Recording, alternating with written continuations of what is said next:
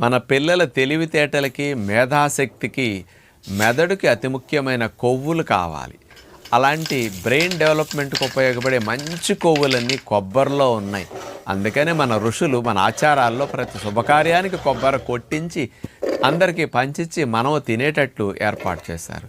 అలాంటి కొబ్బరి వాడకం రోజురోజుకి తగ్గిపోతుంది. కొబ్బరి బాగా తినే కేరళ వారు ఇండియాలో అందరికంటే ఎక్కువ తెలివితేటలు ఉన్న రాష్ట్రంగా మన అగ్రస్థానంలో ఉన్నారు.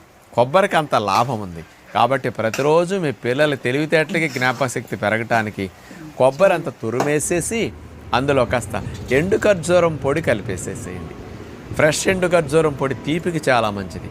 పంచదార లేకుండా ఖర్జూరం పొడి, కొబ్బరి తురుము అట్లా కలిపి కనుక పిల్లలకు కప్పులో వేసి ఇచ్చేసి తింటే ఎంతో రుచిగా ఉంటుంది. ఇంత యాలక పొడి కూడా చల్లని కావాలంటే.